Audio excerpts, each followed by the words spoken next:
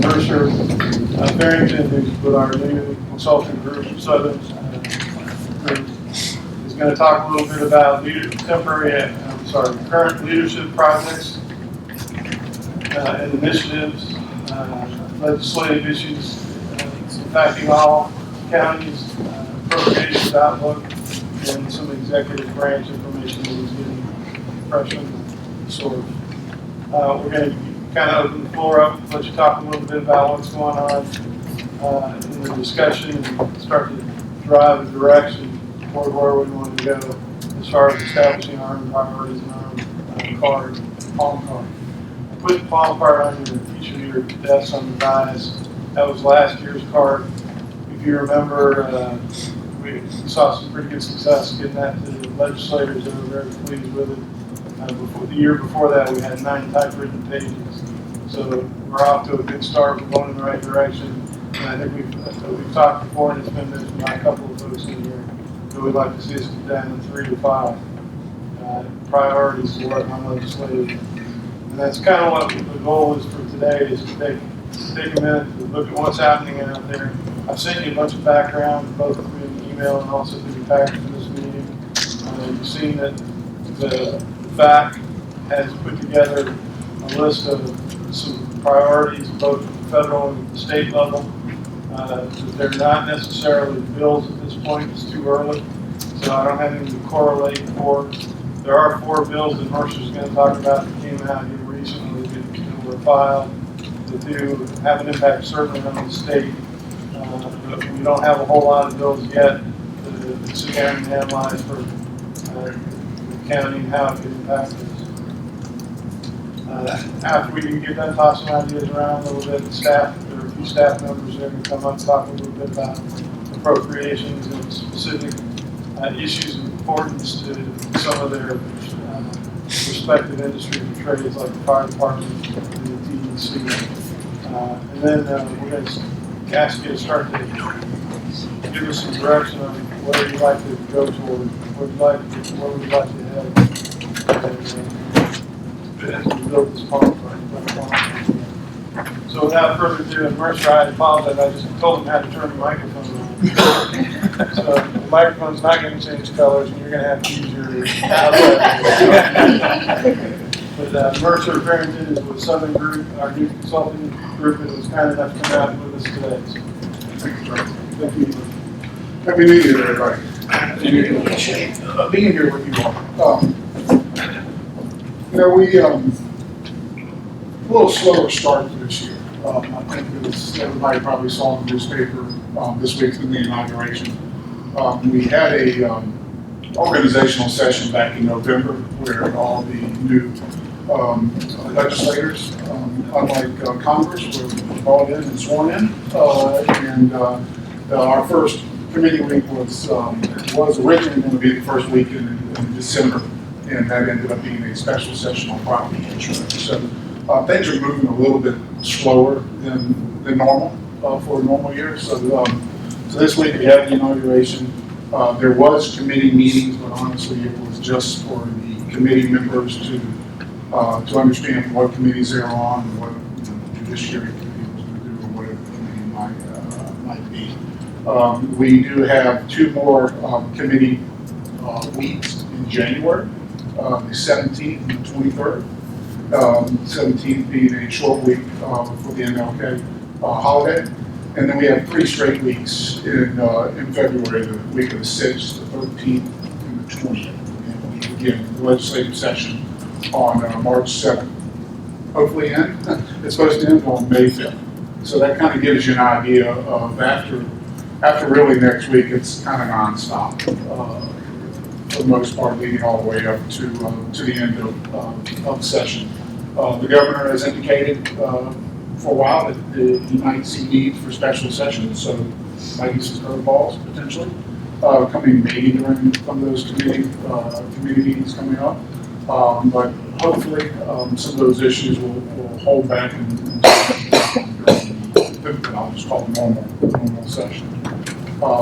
Again, since we are in a position where not a lot has taken place, there hasn't been a lot of files. It kind of give you some ideas, you have a new Senate President, a new Speaker of the House. During the organizational session, they kind of talked about their legislative priorities. Affordable housing was a major one for the Senate President passed it on. Also building on the wildlife corridor and trail system within the state, which I think will be very beneficial for the county as well. Would be some of her priorities. I think those priorities do line up with Speaker Renner as well.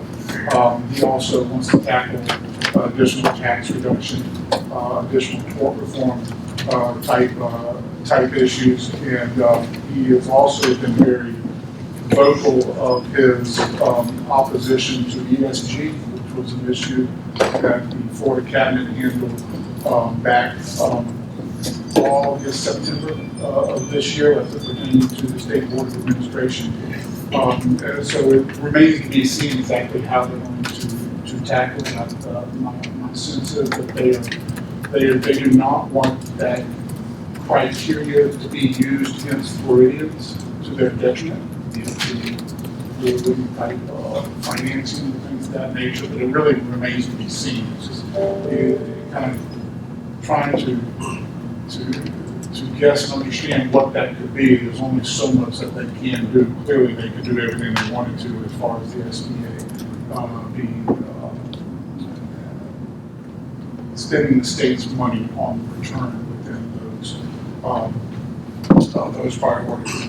Again, as I mentioned when I was here with you all several months back, you got an outstanding legislative delegation that are in very high leadership positions, and with Senator Bradley being the chair of criminal justice, which is huge, and also with Representative Garrison being the chair of the healthcare appropriations, and Representative Payne is kind of over a new committee called infrastructure. It kind of handles a little bit of everything, which is a good thing, I think, for the county. As you all begin to narrow your list that's similar to the call card from last year, I think we all need to kind of keep in the back of our mind that we have a process in the budget process in Tallahassee. You have to have forms filed with the House by February the 13th. The rules are a little bit different this year. You still have to file it, but it doesn't necessarily need to be heard in a committee. Last year had to be heard in one committee before it was part of the process. My guess is they're going to stick, as they have for the last few years, very strict to that rule. It'll be very hard to get money if it's not on a form. So getting the forms filed by most likely delegation members is going to be key to doing it, and I think it will rely heavily on Senator Bradley and Representative Garrison. There might be some limitations that Representative Payne has due to his leadership position with Speaker Renner, but I'm sure he will be fine. So, he's not helping a lot behind the scenes as well. As far as the appropriation outlook for the state, outstanding. We have a surplus that's kind of through the roof, plus 20 billion plus. And the numbers came in from this past November revenue collections by the state. It was like 410 million or so above what they anticipated, which is outstanding. And I would venture to guess that's the same thing probably for December and moving forward. So the state really is in outstanding financial position. Last year our budget was a record budget of roughly about 112 billion. Certainly see it being north of that as well. But just because they have tons of money doesn't necessarily mean they actually fund everything. So we've got our work cut out to make sure to advocate for what the positions could be and should be, and why they should be funded. I think everybody has been very happy with the leadership that Governor DeSantis has had over the last 4 years. Trying to gauge what his priorities might be, as he holds things very close to his vest. So there might be a few curveballs that the legislature has as far as what issues that he wants to focus on, obviously, in his inauguration address to reference road policies. And I think this is the graveyard for them, very similar to his term that he used during that speech. And I certainly see that as a coming up within the legislative policies. I know there's already been some joint resolution filed to put back to the citizens to put partisan school board races into effect. That would, if it was passed by 60% of the electorate, go into effect in 2026. But that would need to pass the legislation by 2/3 and then go to the ballot in 24 for that to go into effect. Again, that was kind of a quick and easy of kind of where things stand. Things are really going to start ramping up over the next few weeks. There's roughly been about 100 bills that have been filed. Generally, you have, let's just say, 2,500, 2,800 or so bills that file with, if you have a good year, maybe 10% of them passing. A lot of times, something will get filed that looks absolutely disastrous, but at the end of the day, my advice might be is keep a powder dry to see how that plays itself out, and a lot of times it does. But sometimes there are issues we need to go out there and advocate against before. But at the end of the day, some of these things just never really see the light of the day. You have us in Tallahassee to kind of help you navigate that process. I know there's also been some conversations with your staff on play days, so we look forward to having another outstanding one as well, and that's continues to be formalized to be behind the scenes, anticipating that coming up. Again, I think the palm cards is a good idea as leave behind. And I think having a good list of asks is always good, but doesn't necessarily mean that we can't, that we might get them all. But it's certainly, in this process, you never really know what opens up. And so what might be your seventh priority, something might free up during the process, and all of a sudden it kind of gets moved to the front. It's just the way things get allocated in Tallahassee with funding and things of that nature. But I certainly anticipate a very robust, good session for Clay County and for the state, and I'm just ready to get the thing going. We have a quick turnaround this year because we have an early session every other year. I like to call this a normal session. This will be my 28th session. So kind of what I'm used to as a March session, but the session in 24 will be a January session. So it is a massive turnaround. So anticipate, we finish up early May, go through the veto period. Sometimes that gets dragged out longer than normal since the state's fiscal year doesn't begin until July 1. And very well that veto reviewing process could possibly last all the way up until almost the 1st of July. But know that they're going to be back in Tallahassee in September. And we'll have a more, at least I anticipate that. These are dates that they have to come up with. I anticipate a more robust year next year as far as discussing policy and things of that nature during those committee meetings leading up to the January 24 session. So with that, I'll just kind of pause and see if there's any questions. Hopefully that addressed a lot of the talking points or my agenda items that I need to discuss.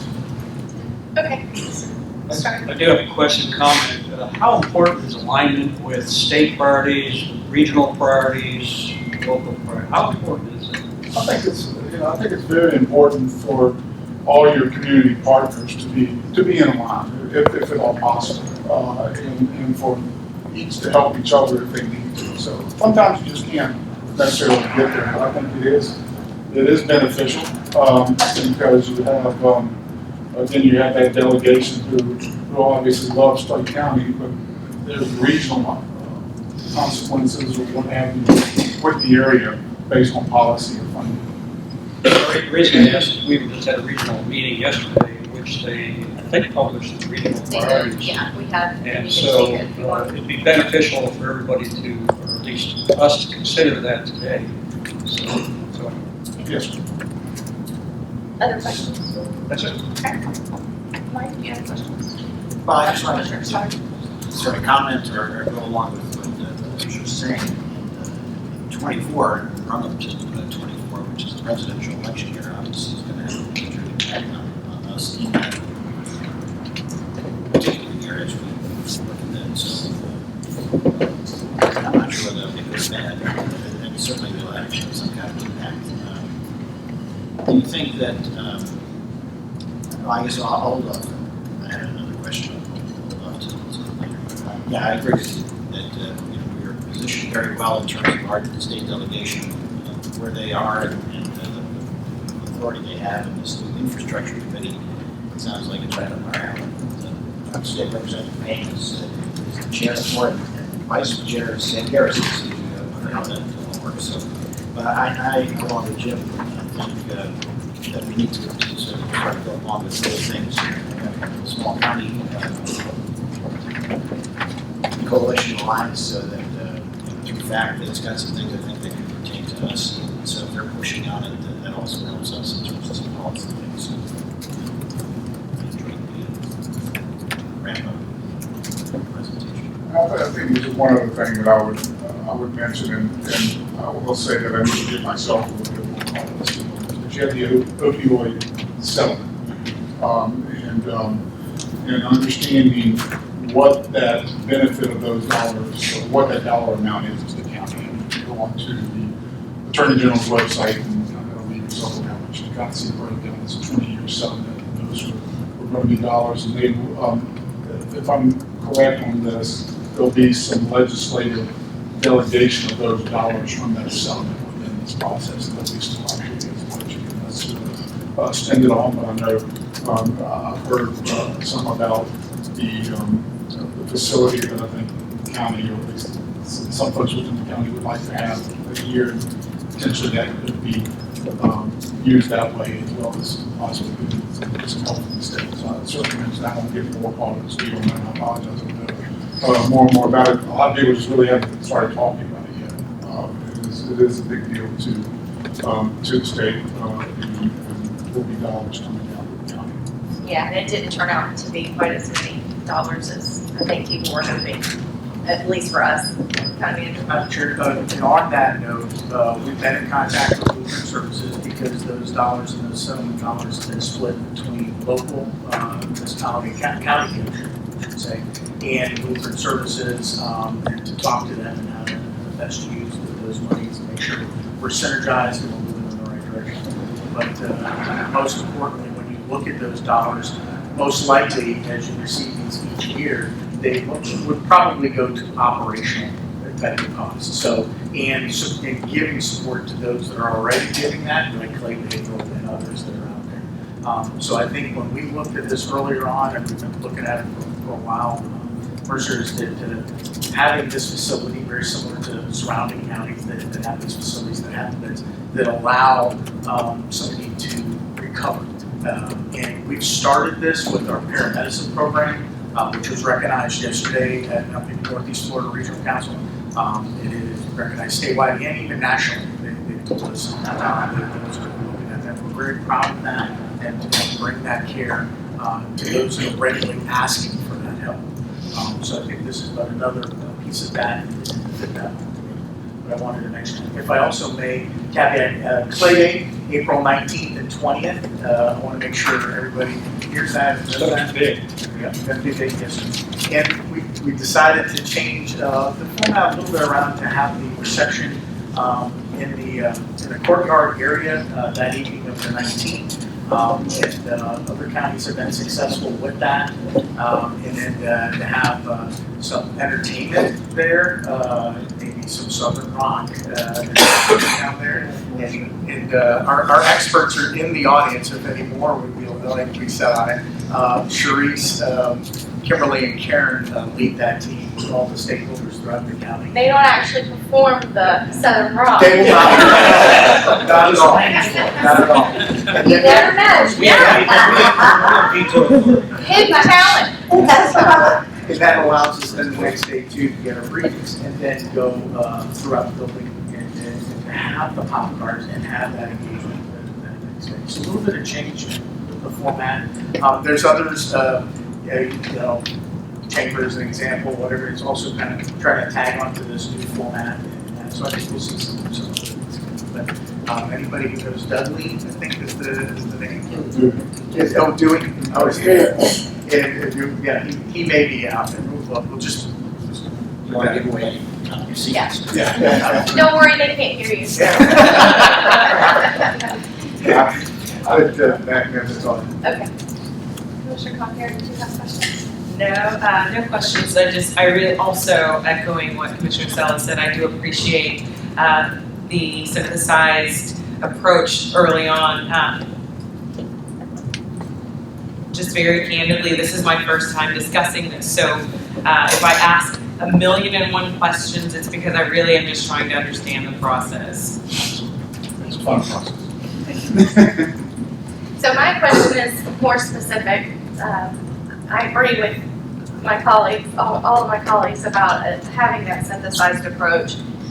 We kind of discussed it yesterday at the regional council and so, but my question is specifically has come from, we started talking about it at Florida Association of Counties. I'm the vice chair of the Rural Caucus for FACT. It's come up in those committee meetings as well as in the larger meetings that we came up with the Small County Coalition as well. And that is there an appetite, or do you think there is, or maybe we kind of piggyback on others to massage the broadband rules? And the reason that I'm asking that is we went through the first grant process with the state. Clay did not apply. We supported others who did apply. But we were early on in the grant, early on in the process as far as we used ARPA dollars and we partially funded a project, public-private partnership with Comcast in the county. And it's starting to come to fruition.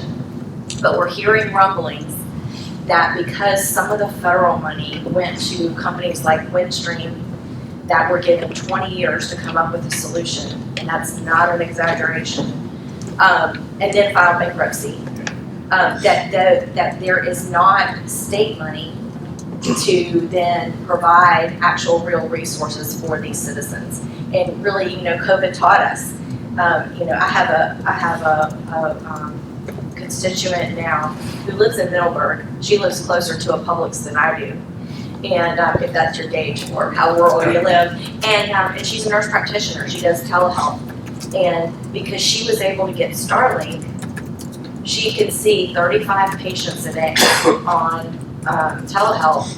Before she was begging, borrowing, stealing from Troy and our sweet library services folks to get a hotspot to try to supplement her satellite internet where she might get cut off in the middle of a patient. That's real health care for people, not just streaming a movie on Netflix, which, hey, we all need some entertainment too. So I share those things because if you look at the federal map, Florida looks like everybody has internet.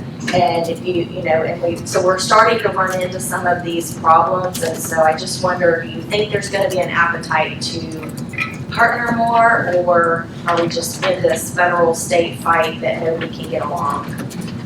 I don't know if I can necessarily give you a definitive answer kind of on that. I think we need to go to Tallahassee and with the appropriate groups up there, as Clay County and then with our partners as well, because there are so many rural areas in the state.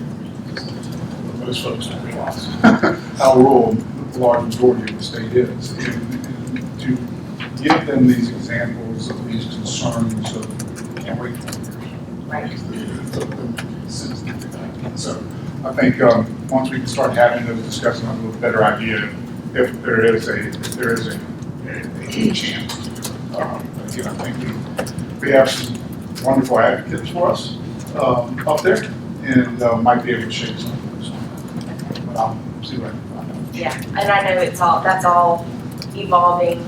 I know the Office of Broadband has tried to scramble, and they said we'll have more information after the first grant round, but specifically in my district, it crosses over with a lot of Representative Kane and then also Representative Brannon's districts, so hopefully we can utilize some of that. But that's just my one question that kind of came up from the FAC meetings and all. Others? Anything else anybody wants to discuss at this point? So I think where we are is kind of moving on to commissioners' issues for tracking. So obviously I started to kick that one off, right, with broadband, and broadband was on our list last year. I don't know that it necessarily needs to be on our home card this year, but just that we're supporting that, in my opinion. We're not seeking any specific projects right now, I don't think, Troy, so obviously it would not be an ask at this point for us. What are some of the other issues you guys want to? Keep in mind it's a fluid process. What may be important today may not be as important a month from now, and vice versa. So what we're trying to do is corral general consensus. I have a comment. One, home rule is always a critical thing to emphasize. When they legislate within our sandbox, it affects more than it affects them. So we need to continue, and it's a constant cry from all underlings out, outside of Tallahassee. The other thing is affordable housing. The past practice of robbing and Sadowski funds should cease. In fact, they ought to make up for lost ground that they've created over the years. So I don't know. I think last year it was fully funded. I'm not sure, but there were many years where it was underfunded or not funded at all, and it's created every municipality, every county has affordable housing problems, and that's one of the solutions to that problem. And so I think we have to emphasize the importance of programs for affordable housing and continue funding those, as well as maybe expand that. It's a tough problem right now within all communities. It's statewide, nationwide. So we need to emphasize that. And the definition of affordable, to steal one of your comments, Commissioner Roden likes to say, yeah, it is you. Everything's affordable to someone. But then, really making. But we need housing affordable there. Yeah. So it's a tough problem to have. It's operationally, it's strategically a problem. It's operationally a problem. So, but some of these elements of solution have been robbed or bastardized in the past. And it's time to stop that with the funding surpluses. I don't think there's any reason, not only why we can't fully fund, but maybe even on, I don't know, legally speaking, what that really means. We need to emphasize the importance of affordable housing. Other things that. If I could, I think in person with the office with this, much more experience in terms of the asking within the delegation. But I also think we need to take into consideration what we know their high levels already are, right? So we know Representative Garrison is very much in tune with greenways and trails and those kind of things. And actually suggested to us last year that we should have one of those things on our pop card. So it was interesting. In fact, Representative Kane in charge of one of his subcommittees for his infrastructure committee, and he started to define infrastructure.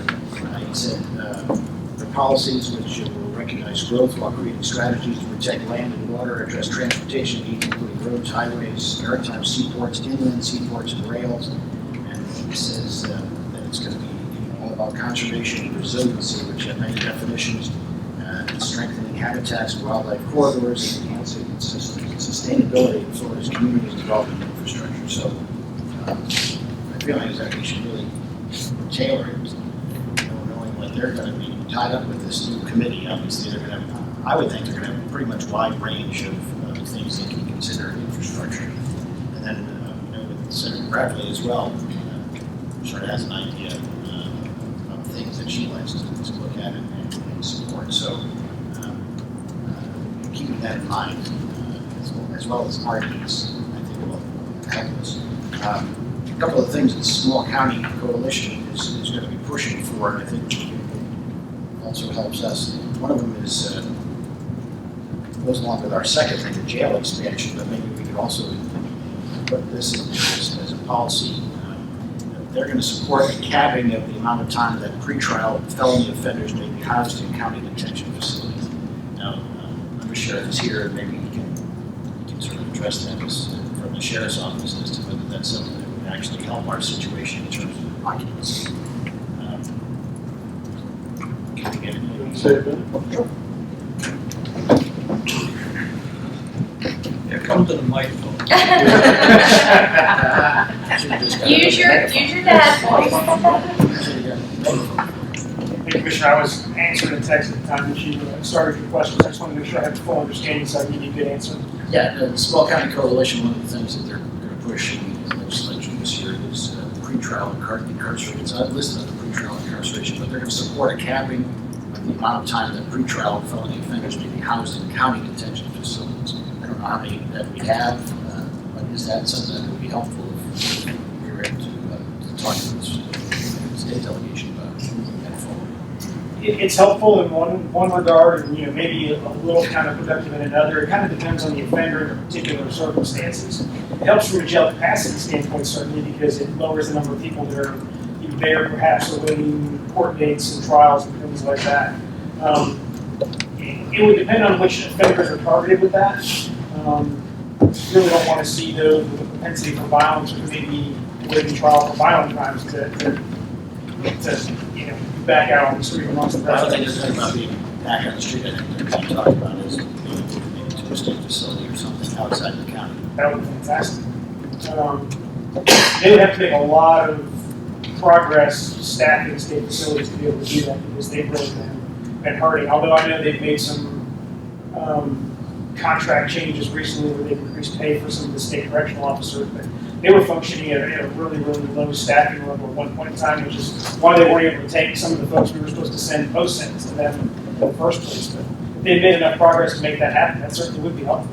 Yeah, and obviously it's one of the small county coalitions is pushing for it. I think it goes along with what we asked for last year, which was the jail expansion. And, trying to work together those two items to try to lower our occupancy so that our expansion lasts us a little longer. Yeah, that's a double-edged sword because yesterday at our regional council meeting, Commissioner from Baker County mentioned that Baker Correctional Institution, which is a state facility, but one of the largest employers in Baker County, had to close because of staffing issues. And it severely impacted negatively the local economy. And then where did those offenders go? Put into the local county jail, and then they started having the overcrowding issues that we are faced with.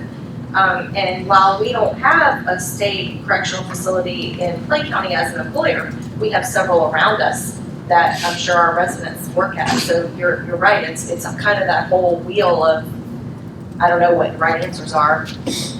I got a question, comment.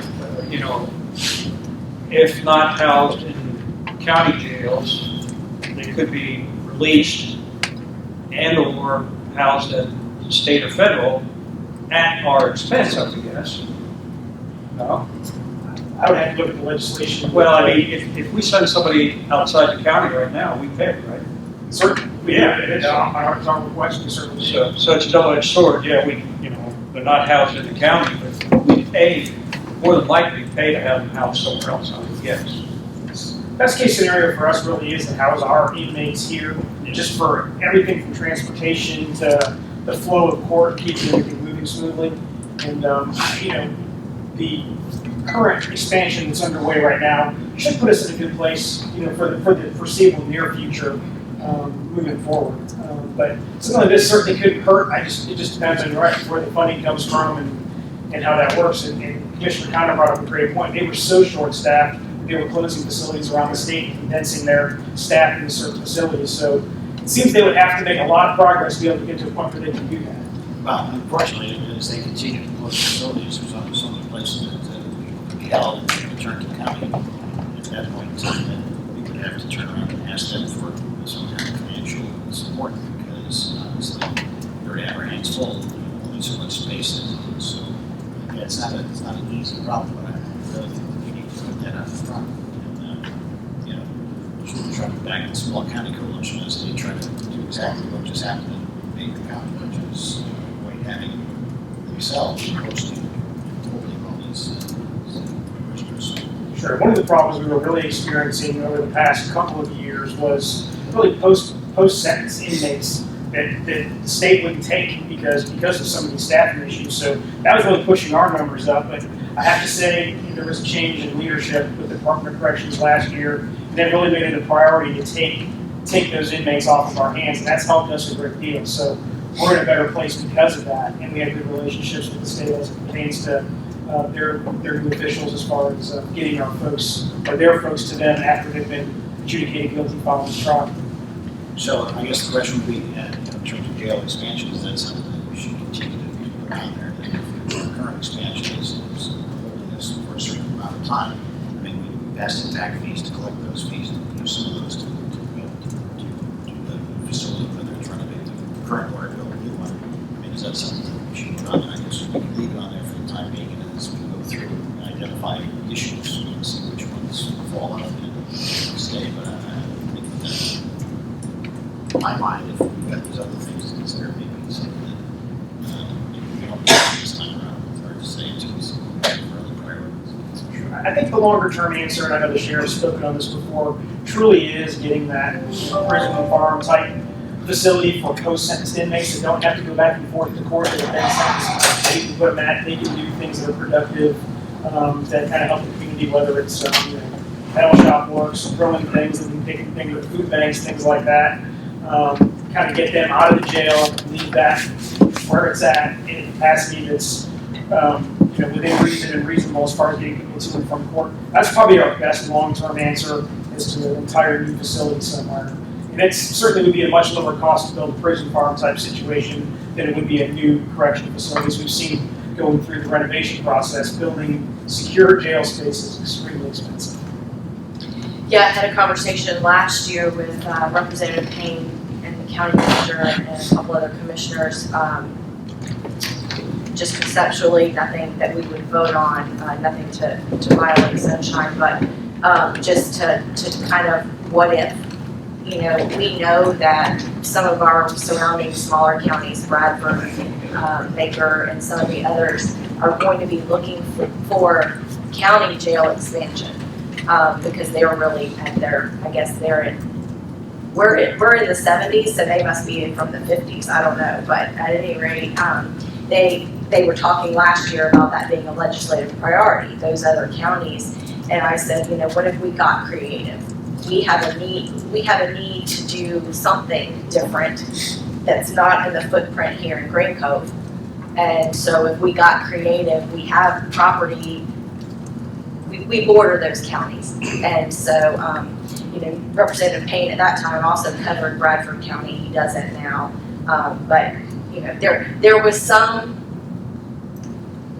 willingness to consider thinking outside the box, to figuring out a way to kind of meet multi-county needs, sharing money, sharing space, sharing resources to maybe make a better solution for everybody, and maybe that's where the farm comes in, or something like that. Before we leave the subject, actually, one of the questions I had, where is the P farm on the sheriff's priority? I mean, is that something palm card worthy or not? I haven't seen the palm card, which I'd love to get on. Well, I'm talking about the new palm card. This is the old one. Okay, is it palm card worthy? What's the time frame of the new palm card? I guess would be my first question. Well, I mean, it could be planning money, it could be, It's not in the 1 year range. The jail expansion we have is going to take us through that next short range that we need. Probably finding permanent space for for a headquarters building, a place to store the equipment we have that's outside. Some of those things would be on the shorter term than the P-farm would be, but the jail expansion we currently have is going to give us that breathing room to kind of bridge us to that. So I think you answered, not this year. Yes. Anything else for the undersheriff? Thank you for being willing to be put on the spot. That's what I'm here for. Happy to help. Thanks. I'll be here if Mr. anything else Solid, you comes go up. through your list. Well, the other thing I have, it's, I've got a bunch of things on here, it's, John Mountain also uses this side, run out of, microphone. And this is something maybe kind of Andrew can help with. One of the things the Small County Coalition is looking for is some additional help in law enforcement. For the smaller counties, we fall outside of that. We're too big now.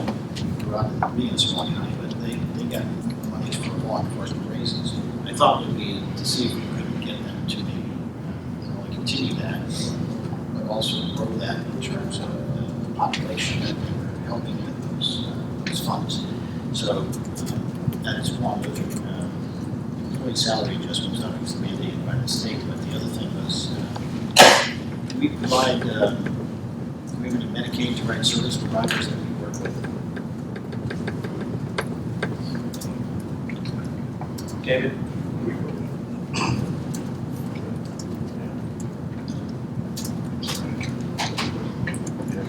Not to put you on the spot there, Chief. I'm sorry, I didn't hear your question. Yeah, We are a Medicare provider. Do we have a mandate for salaries for those people? Yes. In the state? Yes. Yes. So for their salaries. Right. Yeah. Well, We have to maintain at least. yeah, we met that back. We met that obligation Back in October.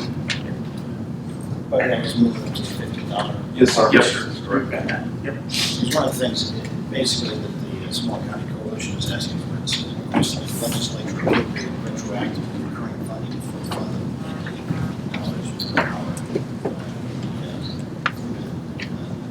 General Appropriations Act for fiscal year 22-23. So we're okay with that. We are, yes, sir. And then if you employ, anyone that you employ in that, because that did come up quickly, those, I know Chief Bond received a few phone calls about that because there were other counties that were not up to speed on that. And we're trying to figure it out at the last minute. So that's why that's in there. But we were above board, or gave us direction to meet that requirement. Also, if anybody's employed by them, they have to meet that same standard. That's another requirement we look at. Some background. Does that apply like, that would apply like for our COPCNs? Did I get it right? Yeah. That would apply for those contractors as well, because they transport for us. So along that same line, you know, I think it's the past 2 years, the governor or the legislature have given those bonuses. I think they've been $1,000 bonuses to law enforcement and first responders. And so I don't know if, you know, a bonus doesn't add to their base pay, so it doesn't put an extra burden on us. But if they're willing to help in the salary range, or, you know, the other thing I've heard floated, and I don't think it's always welcomed in some of the smaller counties, but is, you know, the governor didn't mind doing it for teachers to set a minimum pay, and then they funded it. You know, they helped fund the school districts to set those minimum salary requirements, because we do have disparagement through the state. Now, that kind of backfired a little bit because it attracted teachers in their need time, but then you had veteran teachers come back and say that, I mean, their compression went from like 1 to 12 years. So like in the first 12 years, you didn't get a raise because of that. So I think that kind of backfired. But when having those conversations, that's probably bigger than Clay County. But just, you know, listening to those, we would support those kind of measures, I think. Is that kind of a consensus? You want to take a shot? Hold on to your list. Oh, you're not looking, that's No. He said he has a long way. okay. Getting tired? No, I'm I want to bring up, similar to me, so, I want to bring up, once again, with alignment, in regard to alignment, the region is emphasizing ecotourism. And one of the attributes of ecotourism is some of the resources we already have, we own. It would fall right into alignment with our park initiative, with our trail initiative, with paddleboard initiative. It would fall right in alignment with that. So I think that ought to be a priority for Clay County. We have great resources in Clay County. One of the problems is we don't know how to market it properly. We're working on that, right, Kimberly? Yes, sir. But we have to get the word out with kayak bass fishing and things like that. So to be in alignment with the region, I think that's one of the things we have to consider putting on the palm cards is and tie it to our parks, tie it to our trail system and the need for additional trail system, the expansion. I cringe a little bit at some of the proposals in our trail systems where we're going to use roadways and sidewalks to call that a trail. And I think about this twice a day every time I drive down 17. There's a thin bicycle lane on either side of the highway, and I keep thinking about distracted drivers and how that's going to impact that trail someday, with a bike or a walker on that trail. So I think we ought to emphasize, I support emphasis of ecotourism in support of our parks, our trails, our bikes, our Blue Ways Trail, Greenway projects. So. and I just tag on to specifically, and it's come to our attention again because I guess during the holidays, we actually had somebody run off of Highway 17 into the Black Trail Bridge. Yeah.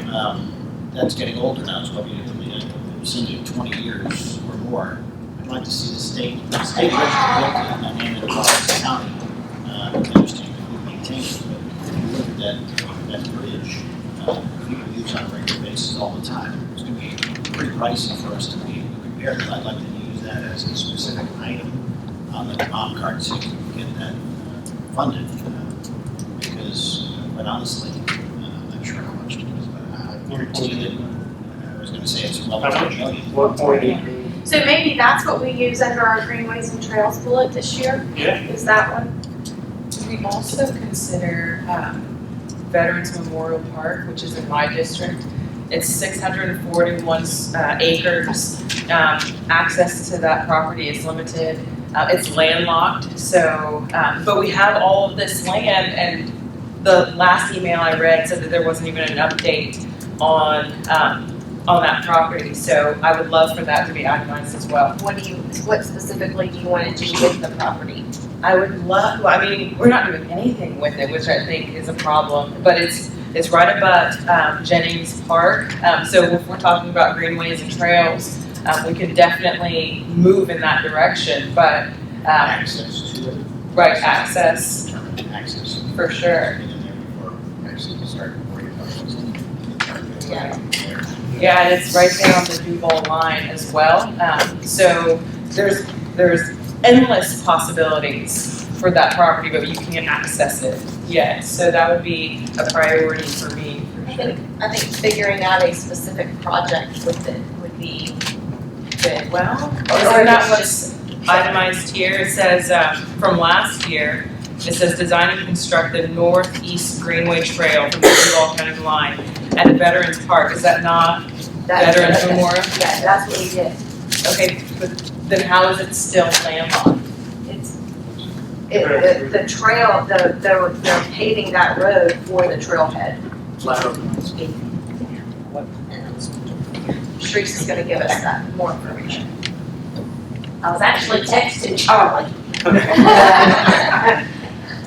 So, just real quick, and Mercer, this is something that's super important for you, and I'm turning this mic on like it works, so. But it doesn't matter, I don't know what It kind of works, but you gotta use your softball voice. Okay, you got it, that's not a problem. You don't have to ask me. It comes along with the package. That's exactly right.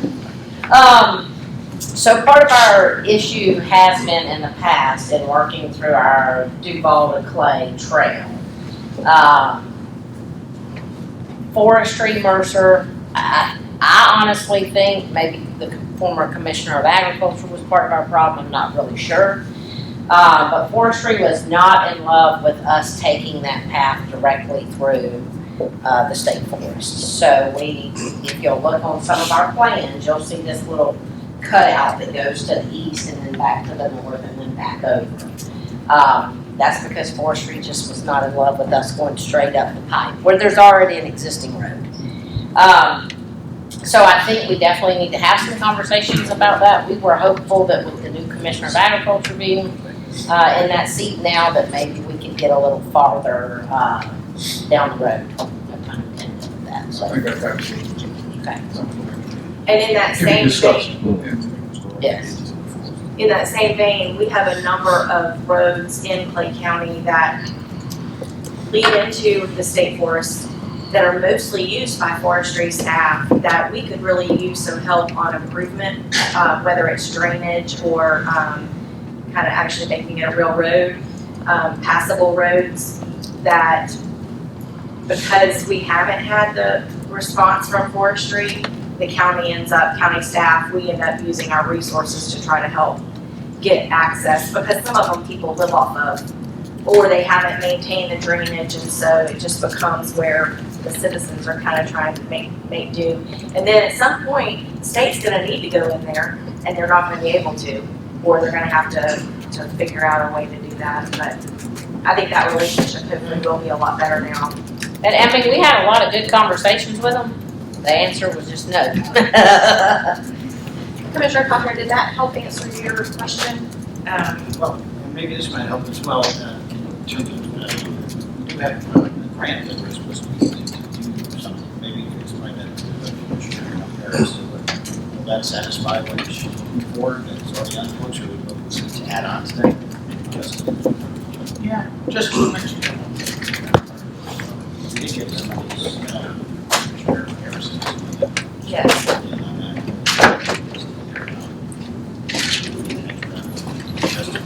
Justin, come on up here, this microphone, act like it works. No, Use your coaching voice. Those days are over with, but I'll bring you back out here for this one, so. Representative Harrison's idea to connect to the trail system from the wall in that area. And then really, it's really what can we do and what's the going possibility for Veterans Park. So that teases out for you. Okay, all right, well, right now, Parks and Rec is in early conversations with the consulting company, GAI, to devise a park system master plan. And with that, what does that usable space for Veteran Park look like? I know Sharice and I've been working on making that the trailhead for that greenway from Duval down to Live Oak and eventually to Keystone.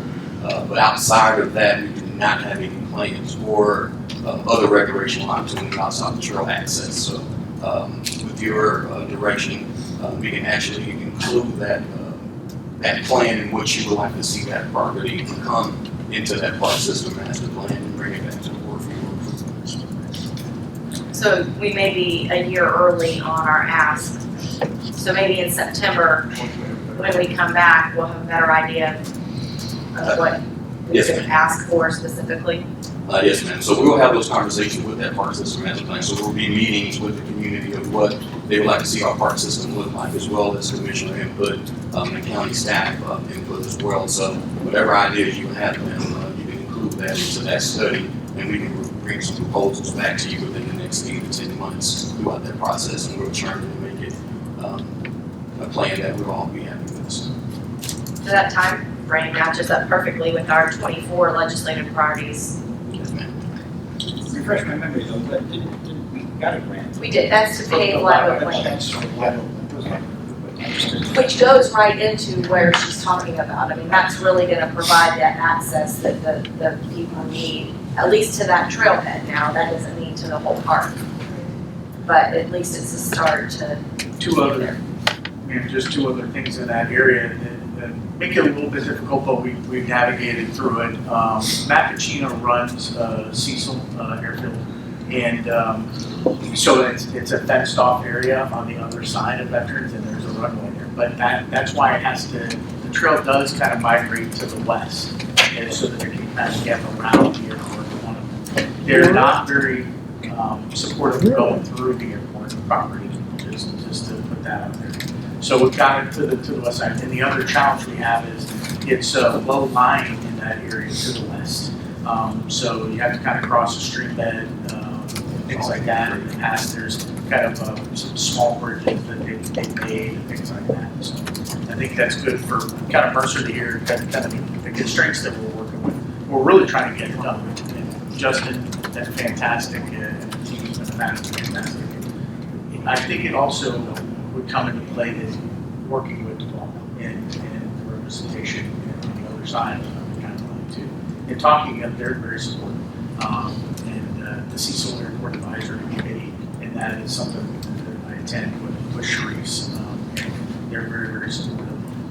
Also, When you say low lying, are you referring specifically to it being close to the airport? no low lying wetlands. Oh, right. Yes, ma'am. So it's wet there, so it's hard to put the trail through. Lots of wildlife. Slithering. So I would also add, so to Commissioner Rediger, did you have more you wanted to add to us? No, I mean, Any other questions on for Justin right now? thank you. Thank you. Thank you. We will issue whistles at the next meeting if we're not ready to. So to Commissioner Rediger's point, so yesterday at the regional council, they did talk about the work plan for 23 is a one work plan for the regional council, totally different than they've ever done it before. Tourism is the focus. And we have the benefit of Eric Anderson, who is our clay representative from the regional council, is heading that up. And he's gonna reach out to the TDCs. Kimberly, I'm sorry, I didn't tell you beforehand. Mike kind of gave you a little preemption. But their legislative priorities for 23 are only 3 things. This is the regional council, but they are broad. And I think that it may be something that kind of ties in their local infrastructure, community resiliency, and affordable housing. And then they break those out on the back side of their palm card, and we have extras of these around. I have some down in my car, but so we can pass them around. They kind of fill them out a little bit, but they kind of went general. The regional council did. I'm not suggesting that we do. They're obviously using buzzwords from the committees that they have heard kind of the discussion. The local infrastructure one is intriguing to me because I've had several conversations with some legislators that I will protect their anonymity, and they don't love hearing us talk about the need for roads and road health. They know we have it, and we talked last year about State Road 16 widening. We still share that same need for State Road 16 from the fairgrounds east to be widened. There's some other things. Yesterday, Sharice and Richard and I had a conversation about, when they have resurfaced State Road 21, which I understand DOT plans their projects 5 and 6 years in advance. But the resurfacing of State Road 21 from Middleburg South was not really well thought out. We have the potential to need turn lanes for the regional park. We have a need for turn lanes in Keystone Heights to go onto County Road 52 that wasn't planned for. They did a kind of, Richard explained to me, a junior turn lane. This was kind of how he described it. It's not a real turn lane for Goldhead State Park because people are taking their campers and camping there. So I guess they had some collisions, but they didn't really plan for a full length turn lane. So I don't know how we have those conversations. We have County Road 217 that because of some decisions made at the state level with traffic, with the First Coast Expressway and with 301, County County Road 217, which is, it goes from the Duval County line through basically Clay Hill, and comes out on County Road 218. That road gets a ton more traffic than anyone ever assumed it would, and has a bridge with a gate in it that is violated daily because of tractor trailer traffic, because they don't want to pay the tolls on the First Coast Expressway. It's gonna need drainage help, it's some serious dollars that we could use as potentially a priority to have help from the state. Because it's really outside of just county traffic, which is how it was built initially. Just to add on that, Ed Dentor, I don't think Ed is here. Okay, so Ed puts his hat on the First Coast Expressway. The area that you really need to focus on are the ribs of the First Coast Expressway. And that's all of what you just described. And when you look at this, that's the part which I think falls under infrastructure. It's a very broad umbrella of that topic. And we need help in that flow of traffic. An initiative that has the 7 bonded transportation projects to address this in a way, but we still need help. And I think it's okay to use the wording. That's a huge thing that we can add, put on here to understand. And as Mercer would say, there may be an opportunity that comes up. It may not be available right now, but it could come up, and dollars may be available for something else.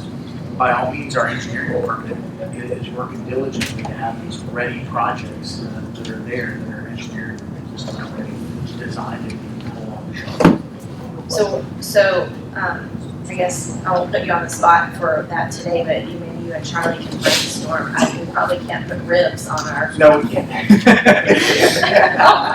Although I like to eat ribs. But you could identify the most critical ones that we would need help with if resources are built. Well, but wasn't your point that they, how do you balance their, the lack of enthusiasm of seeing that on our list with the need? How do you couch this in a way that will get their attention and energize their desire to do it? Yeah, it's both. Yes. How do you do, that's essentially the problem, right? Like, it's not that we don't have the need, it's that they don't want to see it. So, well, they don't want to see it in front of them, right? It's just a harder one because it's so much bigger. You know, it's really, you know, when they go and take on these projects, it's, if you fund I'm going to use this example because it does not apply in our county, but with some of the more rural counties, they've helped build a school.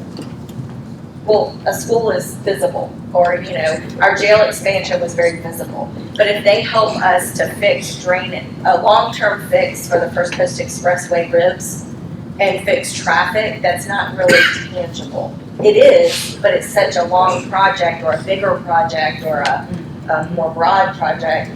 It's not to make it something that they would want to be a part of, something they would be excited about doing. I mean, we're talking road work, it's pretty boring, and it's not very marketable, obviously. So what does that look like in these ribs? It's not like we're looking to add, or maybe not even using our word, maybe adding schools or maybe something vertical.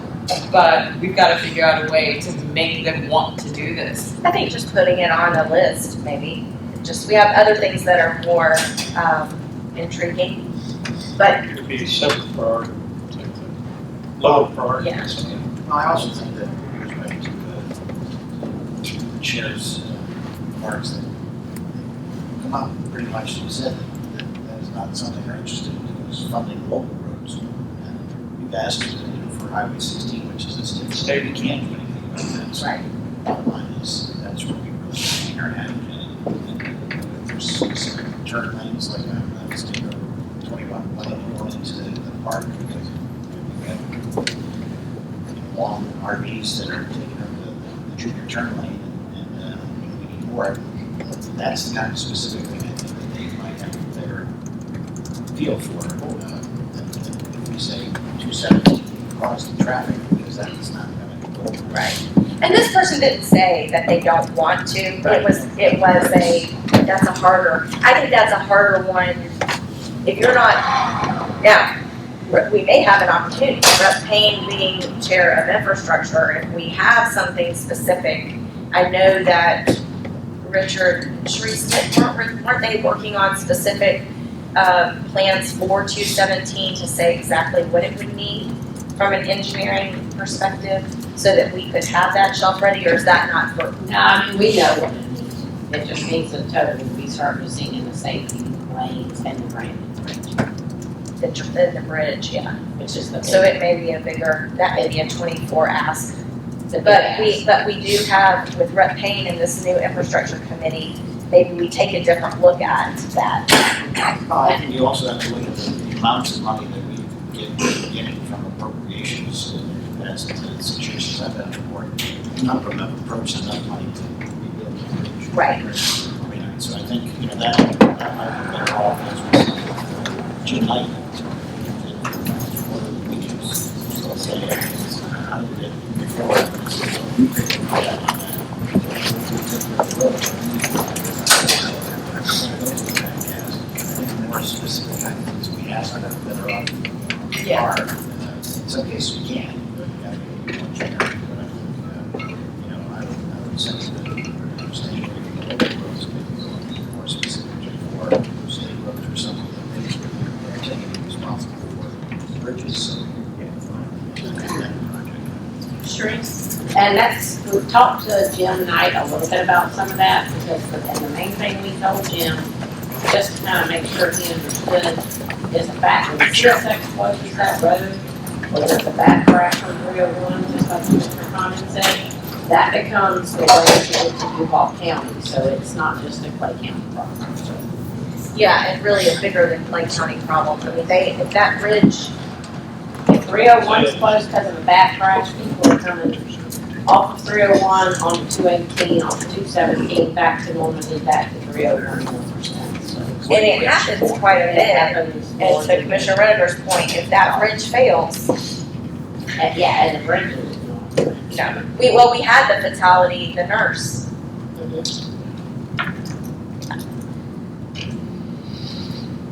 So so we're kind of trying to, I guess we're still looking at our issues for tracking. Does anyone have any other ones they want to focus on? There's not a deadline, so this is just Okay. a discussion. Good discussion.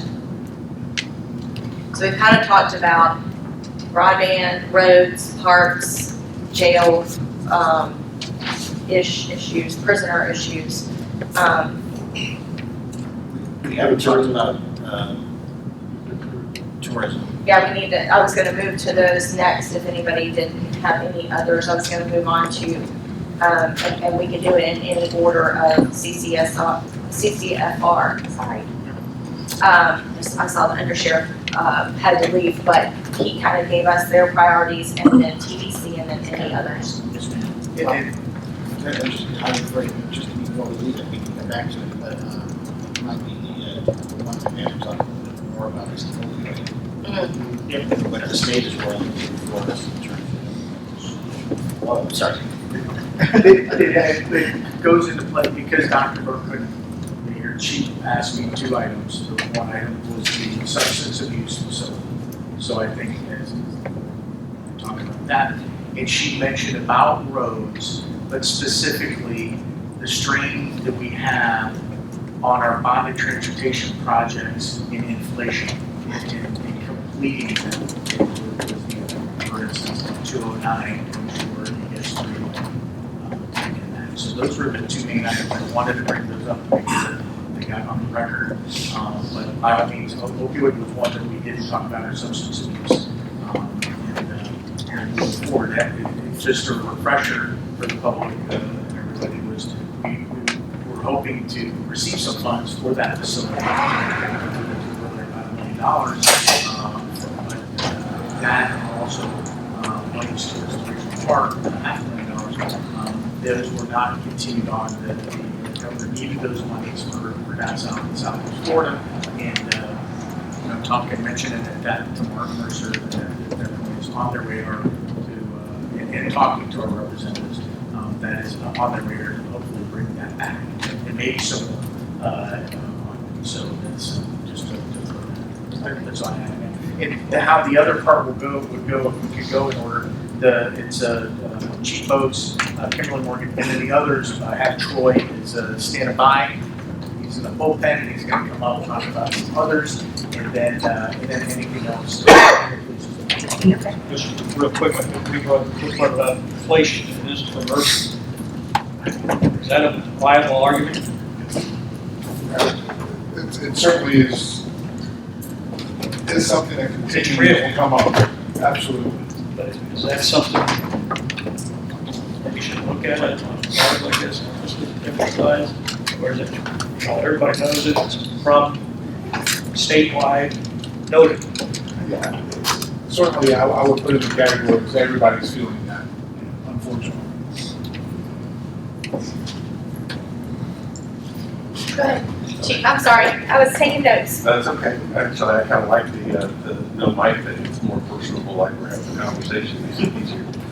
So I'm going to be brief. If you look at the backup information we provided, the position statement for the Florida Fire Chiefs Association, and what our intention is to kind of meet with them individually on those items, because as they may or may not come up as we go through, we find ourselves pretty consistent with those.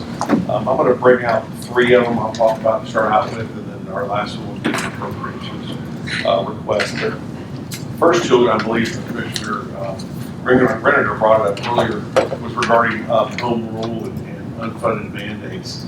An example of home rule that really hits home for us would be the COPCN. There has been a run, if you will, on that almost every single year, where they intend to degrade your ability to provide an equal service across the county.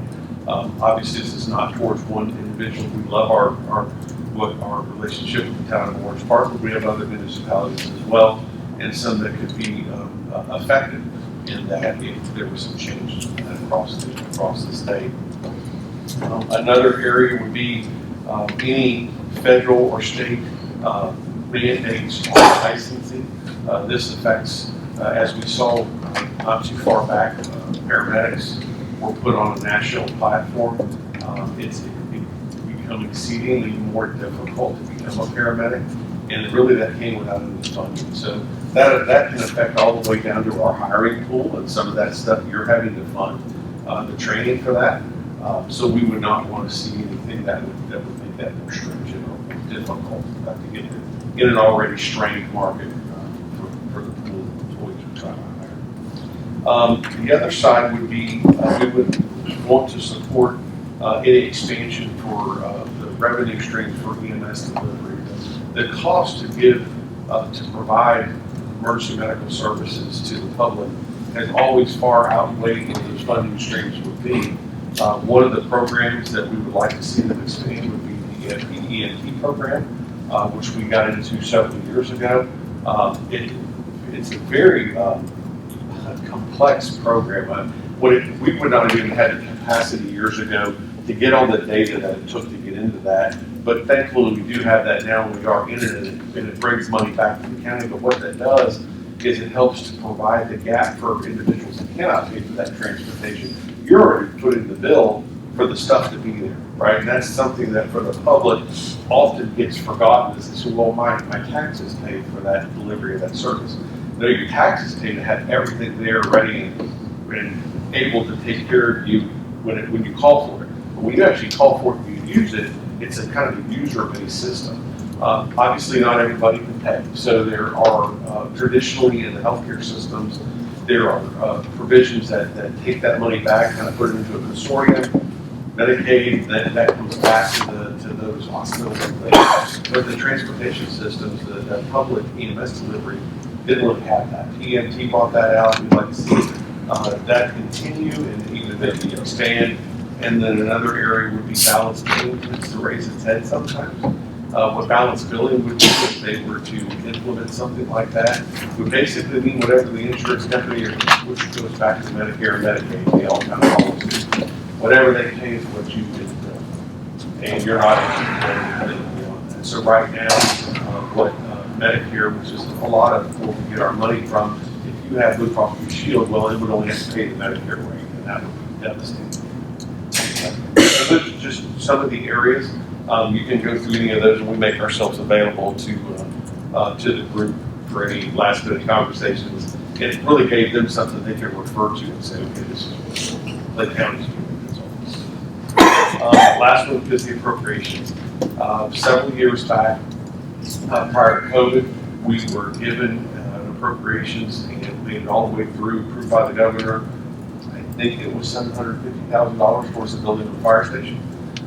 We looked so forward to that. They made all the announcements, and then COVID hit, and they got pulled back. So I think that is a good example, given not only the increased cost, if you've already allocated a certain amount of money, you have a lot of facilities to build. Those facilities and the cost of those facilities are increasing dramatically. We still have to build them. So I think that would be something in my personal history, going for what you know or what you think you can get, that goes with what they're trying to fund.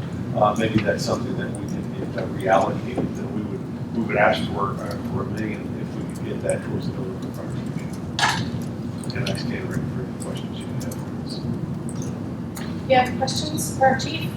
When was it allocated? When was I it? think it was 3 years ago. It was just before COVID, because it got pulled. 2019. It got pulled when they froze all that because of the COVID. That'd be a good ask, I think.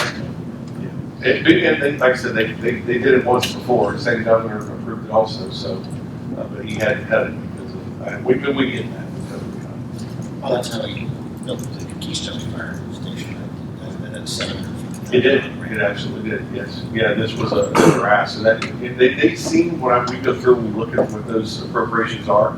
I see a lot of fire stations, EOCs, those sort of support facilities in there that they can. Other questions for Chief Prince? Thank you. That training thing is very intriguing.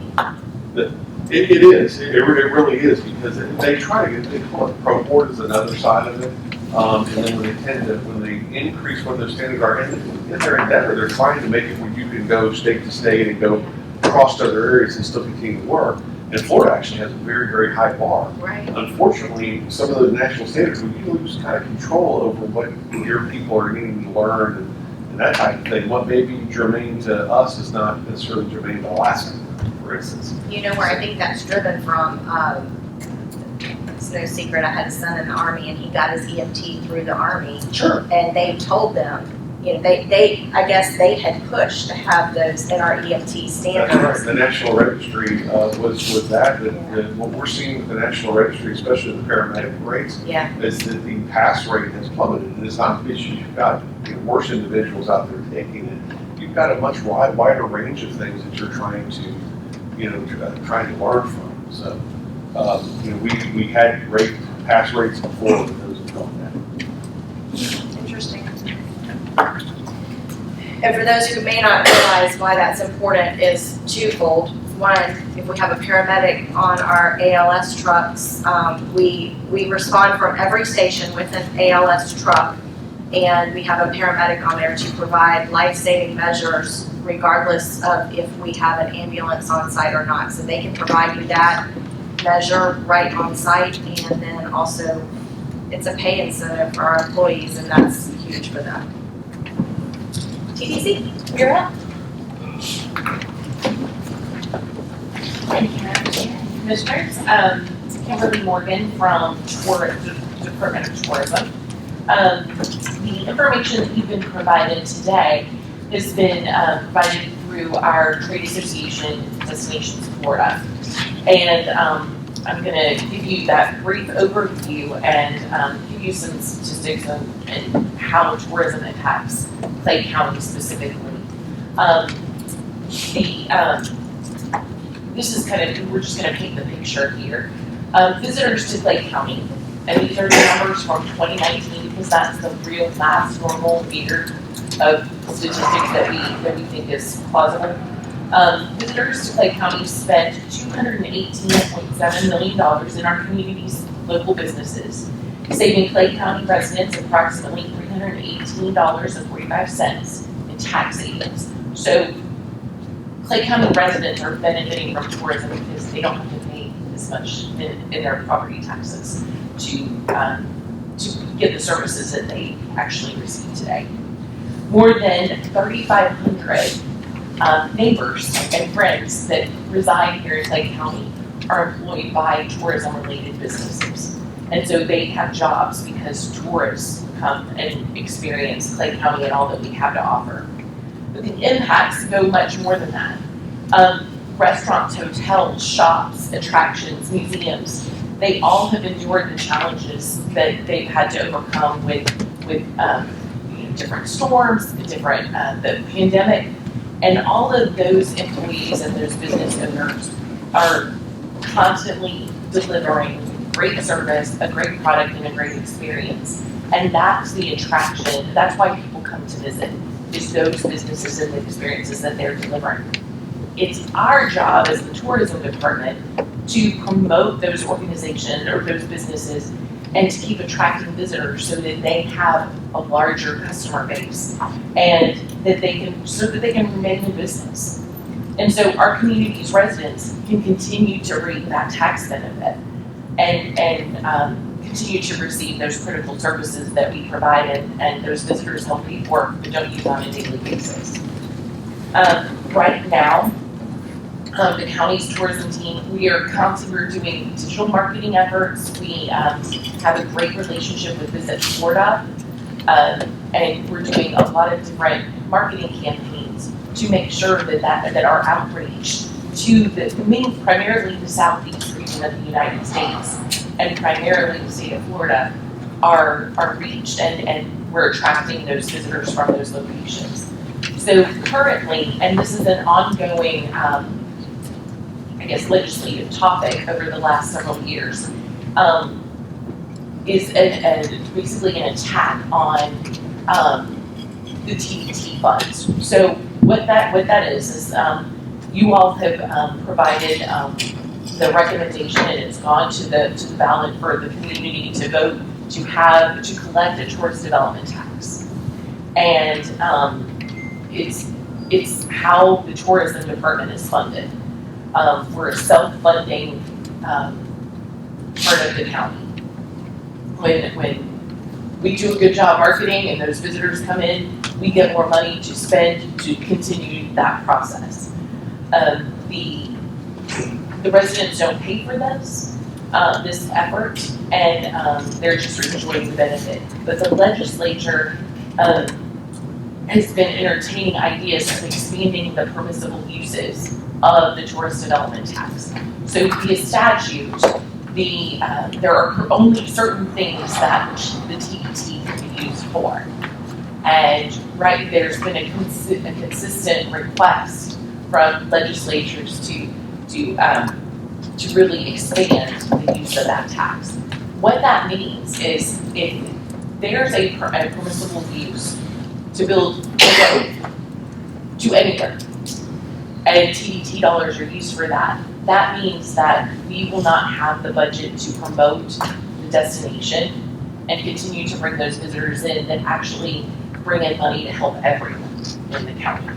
So there's a variety of different ways that they're trying to expand the use, whether it's divvying out money to separate municipalities, using it for different infrastructure projects. There's a lot of ideas that are out there that they're bringing to Tallahassee to expand the use. And for counties that are emerging as destinations like we are and trying to really build our brand and capitalize on this opportunity that we have with ecotourism product and with sustaining small businesses in our local economy, it's definitely important that we protect the TDT and the way that it's used. That was a topic of conversation at the FACT legislative meetings, and I will just reassure you, there is not an appetite from the large counties to support any changes. The small counties are the ones who want to see it changed, and so what they may end up figuring out language that they can come to grips with is something to do with a certain amount of it could be used for local. So I'll give you an example. Little tiny Franklin County, which goes along the west coast of Florida and is about it's longer than it is wide, and most of it is state land. And so they don't have much in ad valorem taxes, and so, but they're very much a tourist destination for a Gulf Coast beach. So they kind of have led some of those conversations as well as some of the other smaller counties, mostly in the Panhandle or on that, what they call that, the Treasure Coast, what, you know, all of that rural but old Florida tourism destinations, but they're never gonna see the amount in TDT that they could actually use it for anything other than tourist promotion. And they really don't have tourism departments, so they can't really promote. So I think a lot of it goes unused. But then, you know, but then it's funny because there are like 4, they call them blue, there's something to do with the word blue. And there's like 4 counties that it applies to.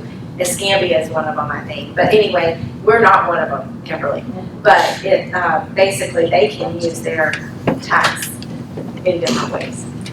And it's like Panama City, so I guess Bay County's one of them.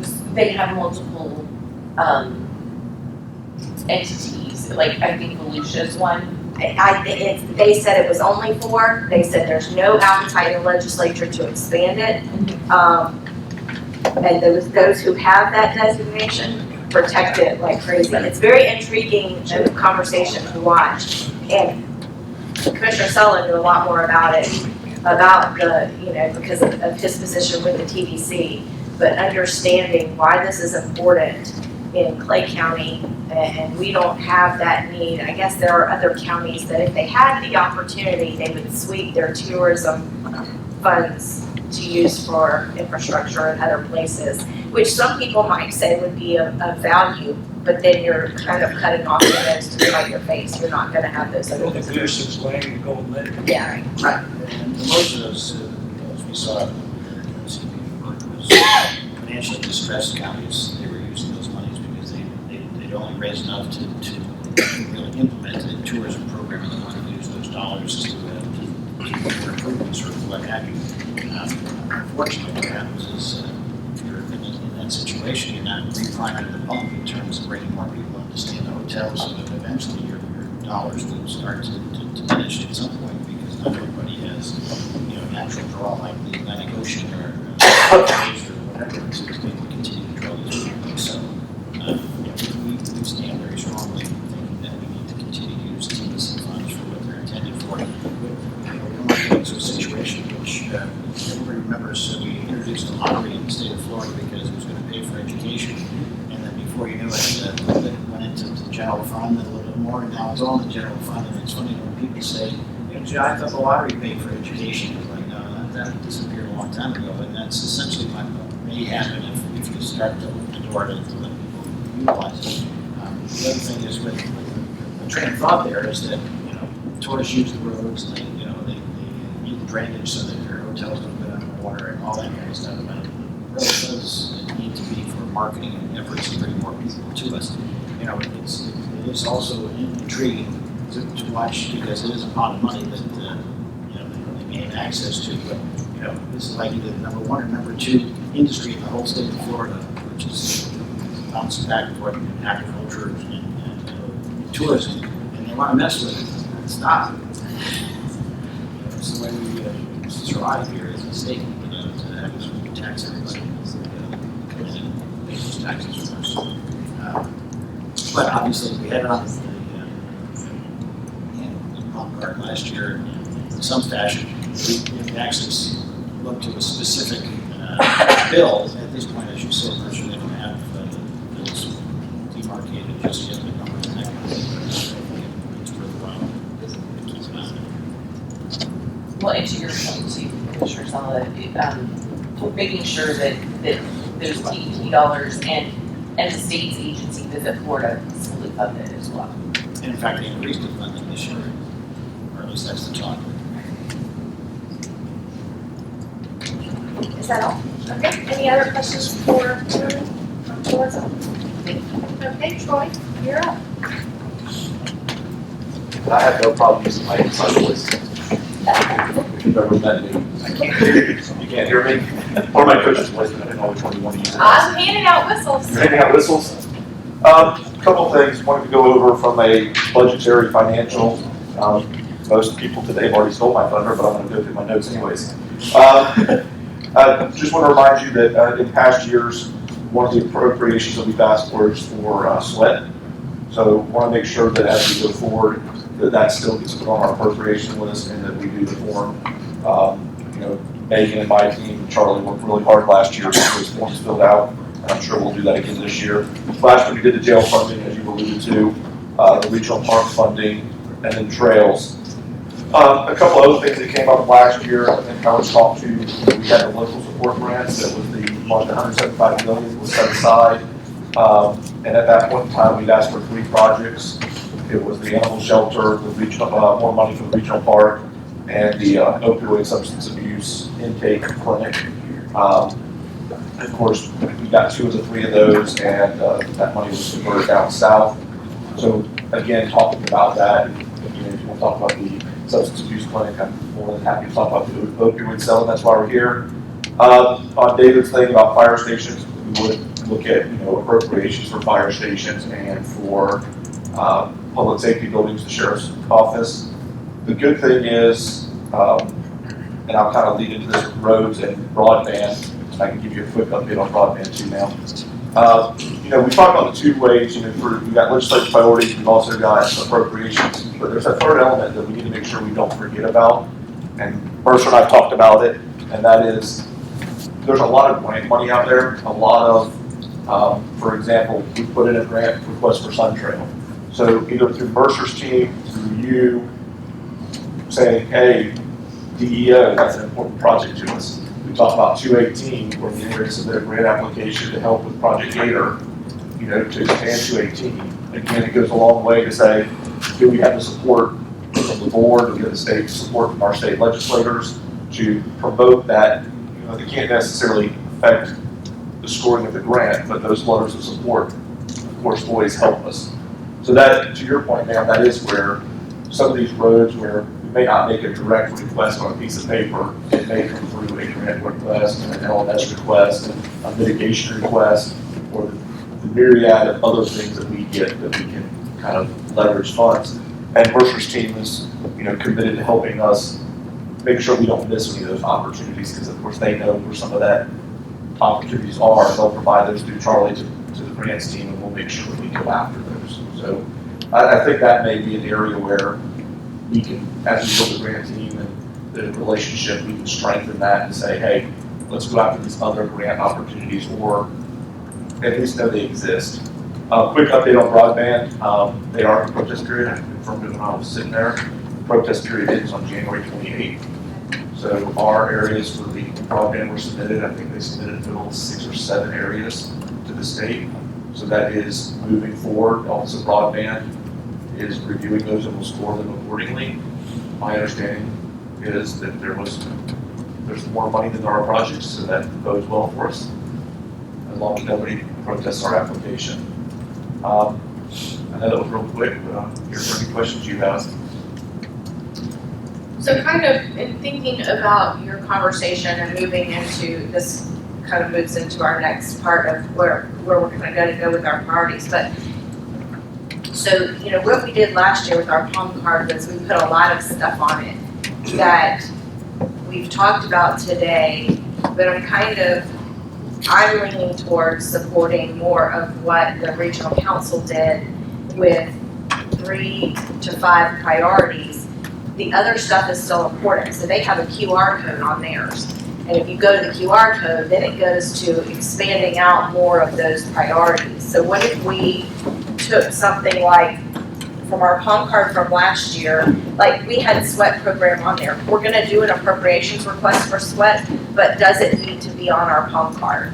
And so what I was kind of thinking that I could propose to you all is that we might think about 3 topics. One would be trails and parks. That would be specifically the Black Creek Trail and the regional park. Our second one could be infrastructure and resiliency, kind of piggybacking on what the regional council did to just use some buzzwords that, and then to flush that out, that would be the things like our roads, our drainage, our things like that. And then our third one could be the local support grants. We could just call them that. We would like for them to support our applications for the local support grants. I don't know. Those are just things that when I heard conversation, that was kind of the topics that came up. And then we could drop our policy items. We're never gonna get anywhere on value adjustment for fees, even though we know we should. The legislation for brownfields and PFAS, that'll come if it comes. Agriculture, we do want to focus on. We want them to support agriculture, but they know that, I think, or we can put it on there, I don't know. But we don't have a specific ask around that right now. And then, obviously, those bills that were proposed last year that affected local control and local business and the tourism tax are not, as of right now, on the table. So those are some thoughts that I had, kind of as Troy was wrapping up where we went with it. And the only other one we might want to put a fourth one is opioid. I don't know how you put it. Opioid settlement use. The problem is that's going to end up being a local support grant also because, and maybe we break it out. Maybe we break out some of those, but That one I would be cautious on doing anything legislative with that because that money's already basically been appropriated out. And it's being appropriated out through the regional, can't remember what they're called, the regional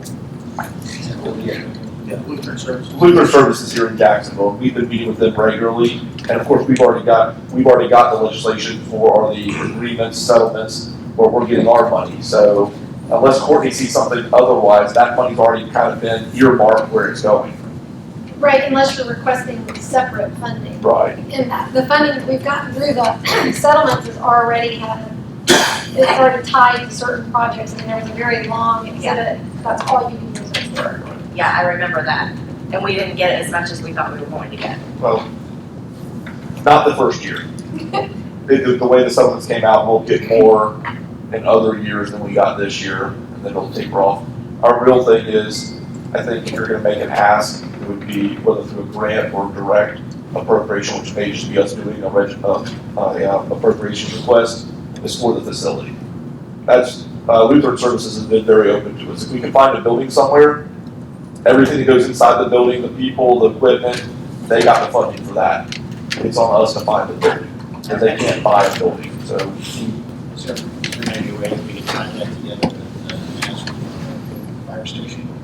Yeah, Monies? yeah, maybe we could have one that says, Facilities appropriations.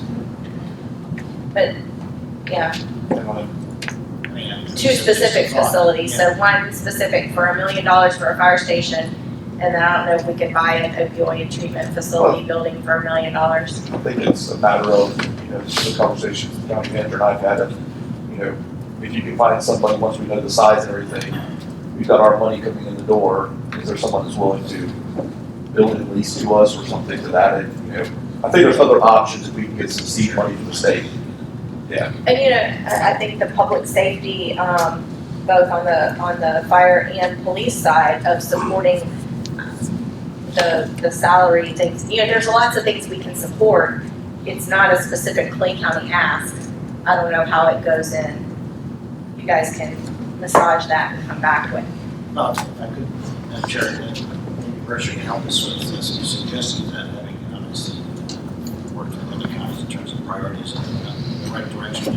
Honing it down too much, just enough so that you can have personal discussions with all delegation. Yeah, I think honing it down to enough, and like you said, having these personal conversations collaborate. So I think I like the idea of the code, kind of share That's not too tough for us. Because they can take this, stick it in their pocket, or if they're like me, invariably I have a dress on with no pockets and this is what I have, so. The nice thing is that gives you, if you're going to a QR code, that gives you other options. If you wanted to do a business card later on and a month in, mail everybody a business card, you know, you can use it for your own other purposes at the county. I mean, a QR code is universally, can be used on any kind of material you guys want to make. Yeah. So I think it gives you that, I think it gives Charlie and the team more flexibility if that's the direction you choose to go in. And just one other thing, if we move to a drop policy, it gives us more room on there. One of the things that I talked to another lobbyist, staff unfortunately, we get out and talk to people.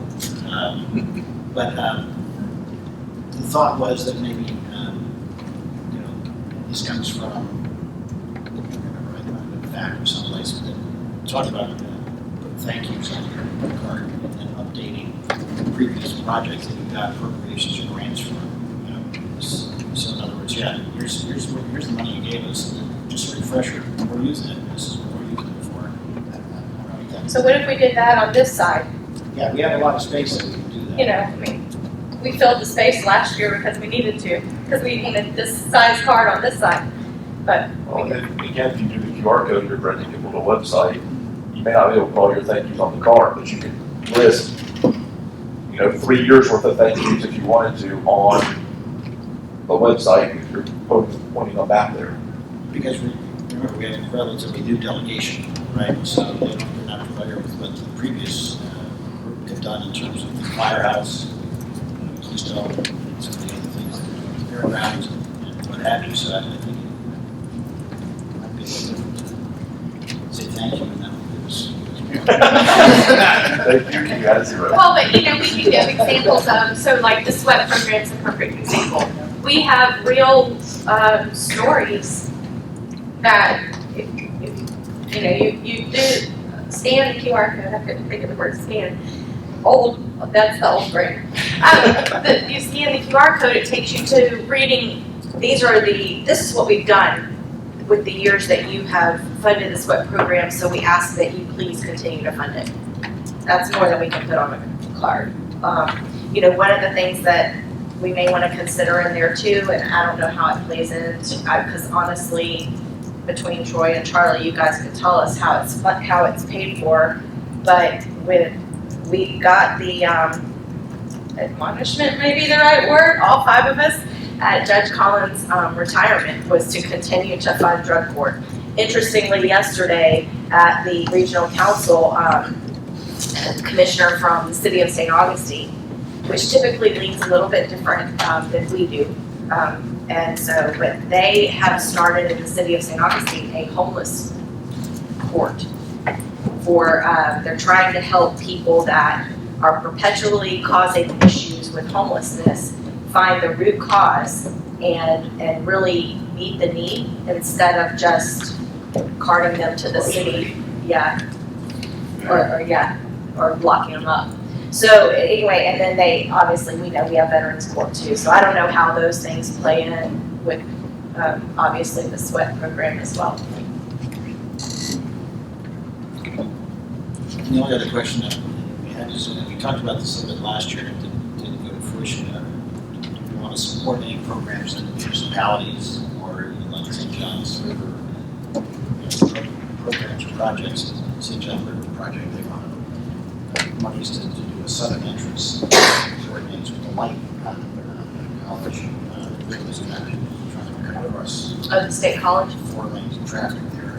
They don't have enough monies, is that something that we want to support so that it's not really our money, so we support their efforts to get the funding for that, and whether we want to do the same thing for a municipality project or fund that is going to help us as well as other municipalities. It's just Madam Chair, I think that's something, I think Mercer could give us some how other counties do that. Do you see that, Mercer? And I apologize, if you don't mind saying more traditional. well, it's just to support other municipalities, like, you know, Orange Park's got the trail or drainage program that we support, just indicating support there. It's not really going to come to us, it's going to come to them. Same thing with State College, St. John's River. an issue that they're entrance, we support that. I mean, President Pickens, says he's got some on his, but he doesn't have all the ways. Or maybe not.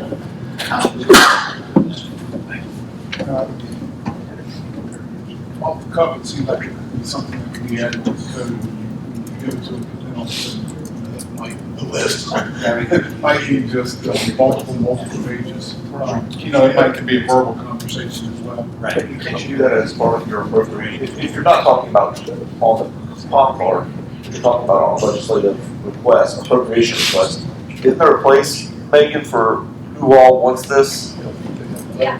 Well, not that it was support, but I mean, I think last year when we did it, there was some place where you could say, all these agencies are wanting this appropriation request, so you could do multiple agencies, so like in the case of the College Drive connector, that may be where the two entities together decide to make the appropriation request versus one individually, so. Yeah, that's what I thought last year they did that, but I can't know if that's a standard or not. So we can take a look at that. I would like to see, just from a personal standpoint, I'd like to see us look at them individually, rather than say that we support legislative priorities of the municipalities. Oh, yeah, no, I meant specific. Okay.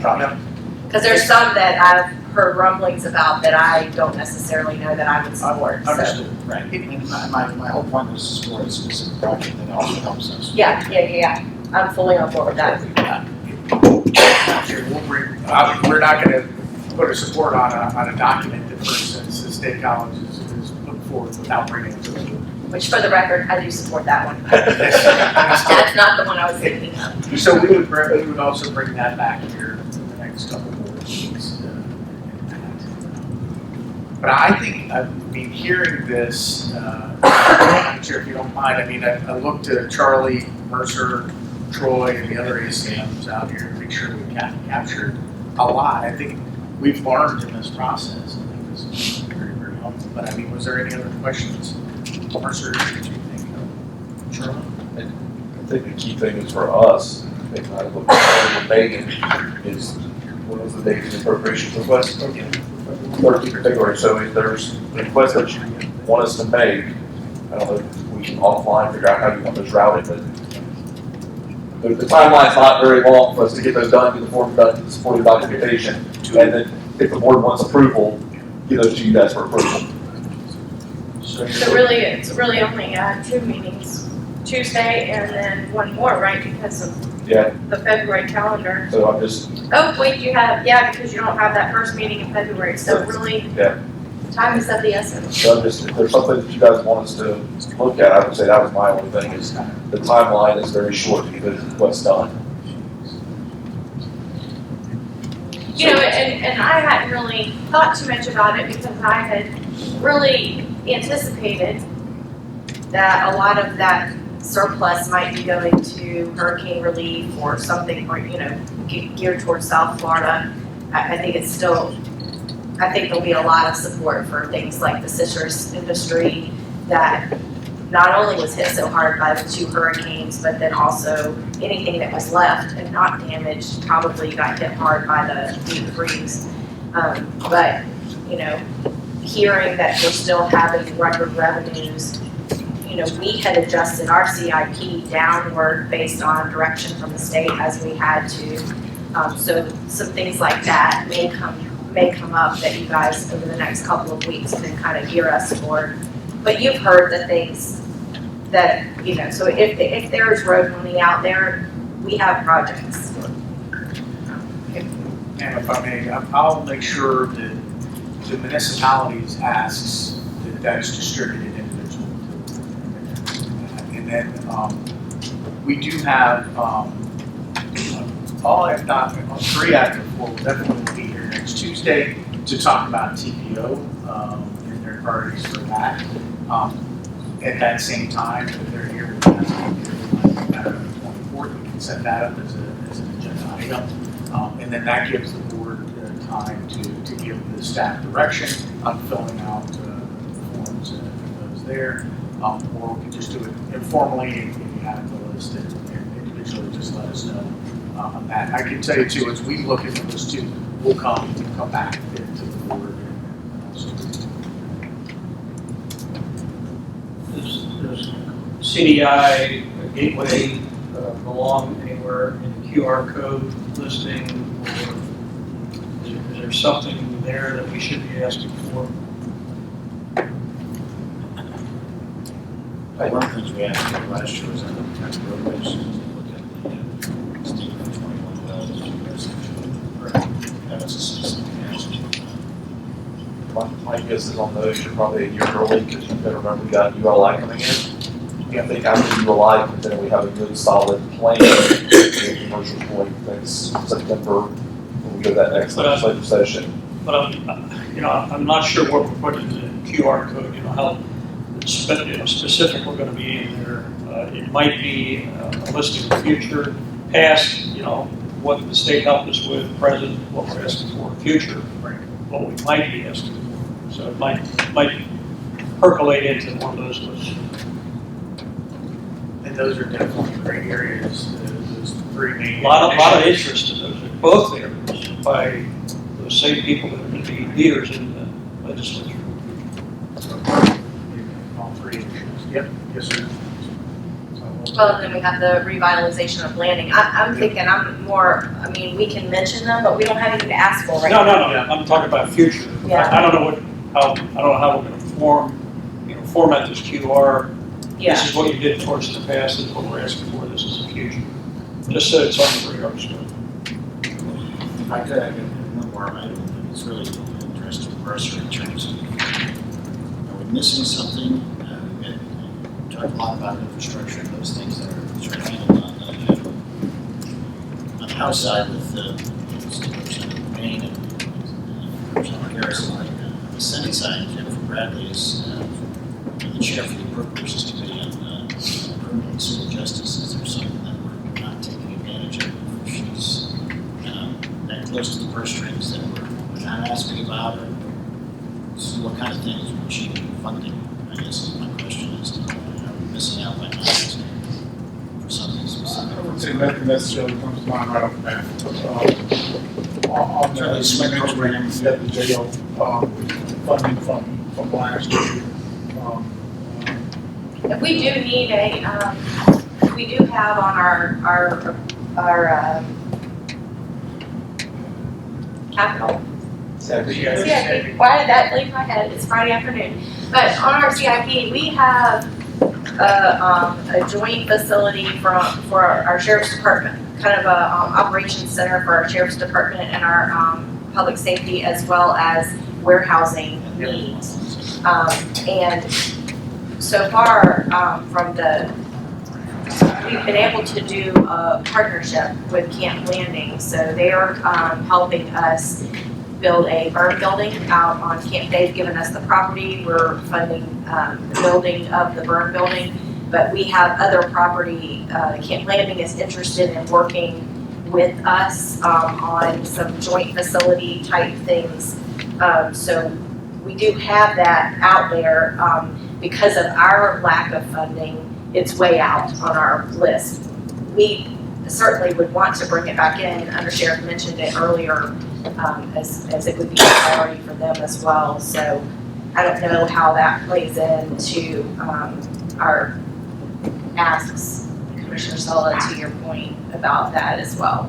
Maybe it'll be money for like a planning effort, like an initial phase. Yeah. Like, hey, help us plan what this facility will look like for the next 20 years, because that's really what you're talking about building is in the next 20 years, based on our impact fees and things like that, building a public safety complex. And so maybe you get some planning dollars out that way to start planning for it. Yeah, the Flagler County Palm Coast one is about to open. I want to say they said it was $35 million. It's located in the city of Manal. And that was intentional, that they chose to locate it in the city of Manal. So maybe there's something to look at there that we can see. It seemed to me when they were talking about it that they described the municipal partnership with the county and the state all playing into that, but Flagler's way smaller than Clay. So I don't know what that involved, but it was 52,000 square feet. That stuck in my head. I'm maybe clarify what Commissioner Sella was talking about and get back to the legal part of the question. Habitual offender legislation. I mean, we had a terrible accident in Clay County where habitual offender, 100 different charges, basically killed a young 23-year-old with a vehicular accident without a license, without insurance. And I got the impression that we couldn't do anything about it because they are who they are. They continually make these low priority offenses and you can't do it. You know, is there nothing we can do about that? So I don't know if it's an issue. Is there anything before the legislature to fix the habitual offender problem we have statewide? You know, people driving without a license, people speeding, DUIs, blah blah blah, on and on. This guy had them all. Looks like it's equal. Do what? I saw you looking at me, I didn't know if you wanted to get Well, come on out. If you have anything to add, I mean, is there anything we should be asking our legislators to change to stop this problem? I mean, we have a family that would have really liked a solution to this a year ago. Sure, no, I would agree. The most frustrating thing about that, you mentioned the suspended license, which he had passed. His license was actually valid on the day of that accident. Or actually, it was invalid the day of that accident, but it was valid a short time When he later. got the next violation. Yeah, so. Because he's a habitual offender. Sure. And there's laws on the books for habitual offenders for driving offenses now. And, you know, quite honestly, we talk about jail space and prison space, right? It is not prioritized at the level of some other things. Legislative initiatives we're looking at this year, for instance, I know when Representative Garrison was here, we spoke about our efforts to strengthen some loopholes in the sex offender statute. So we are working with Representative Garrison to strengthen that right now. That's not to lessen the importance of the example that you're talking about. It's easier to keep sex offenders incarcerated than people who commit offenses such as driving on a suspended license over and over. And I don't really know what the answer to that is. That would be a statewide approach as opposed to a. Well, that's why I'm asking the question. Is there anything on the table that we know of, nothing, so that we ought to prioritize with our legislative delegation? So, you know, Well, certainly having that conversation, I think you should have that conversation. Because I plan to have a conversation. We've had, 4 traffic deaths yeah, I mean, it's in my district in the last week. I mean, you know, terrible accidents. blue lights, running red lights. I mean, it's the habitual. You know, not everybody runs a red light, but once in a while you make a mistake. But 100 different charges. This guy had 100 different actions by the court. Well, the reality is this criminal behavior. When it comes to any type of crime, it's a very small portion of the population that commits those crimes. It's no different when it comes to driving. So you have, you know, your habitual criminal violators. You know, it's 10% or less of the population that does almost all of the regular criminal violations. It's much the same with driving. It's not really any different there, unfortunately. It's the same people that commit offenses over and over. There's very few one-time offenders out there. There's a few, but most people have kind of a lifestyle that involves that. Well, my point is there anything in front of the legislative body that we ought to emphasize? And if there's not, then I certainly don't have. Certainly not at the moment. It's too early. We'll track it. Yeah, When we recognize, you know, it's a problem. Sure. When we recognize areas, and those are things we go after, which is, you know, our partnership with Representative Garrison on the sex offender loopholes. There's some areas where sex offenders in Florida are subject to less sanctions than they are on the federal level in some other states, and we're trying to bring our sentencing guidelines up in line with some of those. Maybe there's an area that can be effective in the cases that you're talking about as well. It's a good thought. My recommendation is that you talk to them before they start putting in bills, because I think that's a worthwhile avenue to proceed.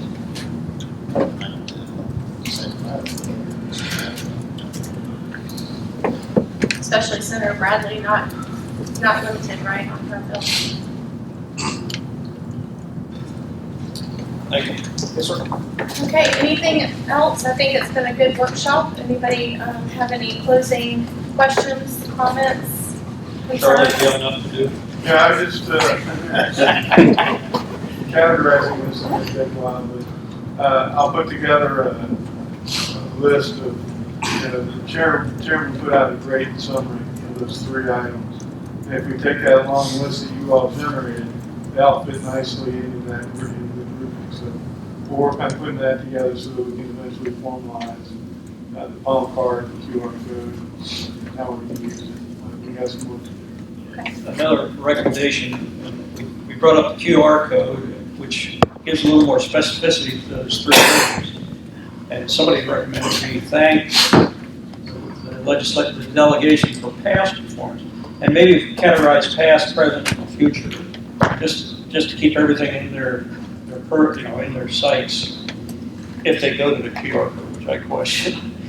But, you put another step in the process, I'm not sure. Well, they may not, but their Their staff staff may. should. Yeah, and I think that's where.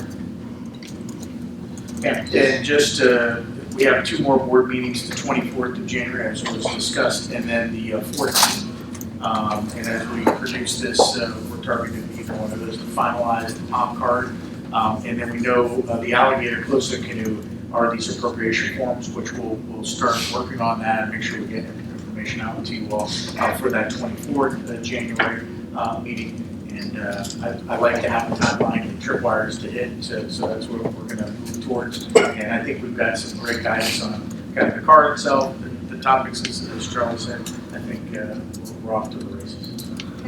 I think I might be a little confused. What's the February 13th deadline?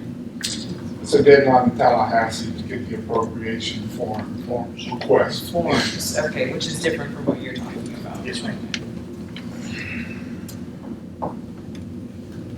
Okay, any others for the good of the order? All right, adjourned. Next question.